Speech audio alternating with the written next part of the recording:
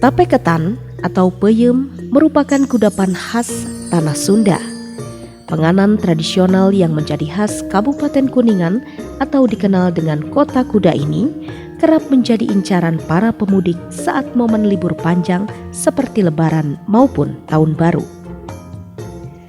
Tape ketan diolah dengan bahan dasar beras ketan yang diolah melalui proses fermentasi. Kuliner khas dengan rasa unik yaitu asam bercampur manis ini diperoleh dari bahan baku yang cukup banyak ditemukan. Hanya saja proses pembuatan peyem cukup menyita waktu. Mulai dari pengolahan beras ketan dicampur air putih dan ragi sebagai bahan fermentasi, kemudian dibungkus daun jambu hingga membuat makanan ini benar-benar memiliki cita rasa khas. Biasanya, para pemudik membeli peyem sebagai oleh-oleh khas Kuningan untuk dibawa ke tanah rantau.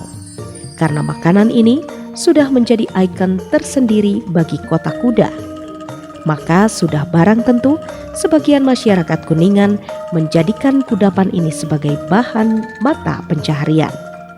Seperti yang dilakukan oleh rumah usaha olahan peyem yang terletak di Jalan Lebih Gede Blok Paleban, Kelurahan Cigugur, Kabupaten Kuningan.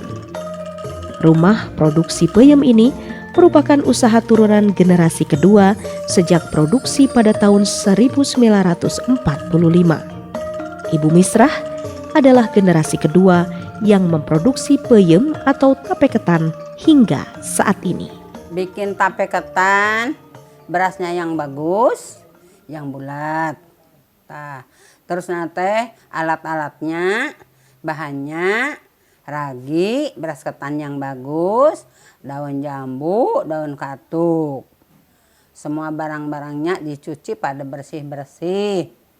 Berikut tampahnya, berikut kukusannya, berikut semuanya harus bersih alat-alatnya. Kalau cara bikinnya, beras ketan udah bersih dicuci, masukkan ke kukusan. Kalau udah setengah jadi kukusannya, diangkat pakai air daun katuk yang udah diparut. Diambil airnya, dibuang sampahnya, ditambah lagi airnya secukupnya buat ngaronin beras ketannya. Jadi ngukus ketannya teh harus 2 kali. Yang beras langsung sama yang udah diaronin gitu. Jadi sampai empuk gitu. Kalau udah mateng, masukkan ke tampah yang udah siap pakai, udah dicuci. Buat didinginkan. Kalau udah dingin baru ditaburin sama ragi secukupnya. Udah halus raginya, udah direndos gitu. Tunggu 3-4 hari kemudian matang, manis, keluar rasa manisnya sempurnanya gitu. Dibungkus pakai daun jambu supaya ada harumnya, ada wanginya, dan ada aromanya gitu. Proses awal pembuatan peyem ini diawali dengan mencuci beras sampai bersih. Bahan-bahan yang dipakai yaitu beras ketan, daun katuk, daun jambu, dan ragi. Daun jambu ini harus dicuci bersih, kemudian dikukus dan dibersihkan lagi sebagai pembungkus peyem. Sementara beras ketan juga dikukus. Kalau daun katuk dihaluskan untuk diambil sarinya sebagai campuran beras ketan.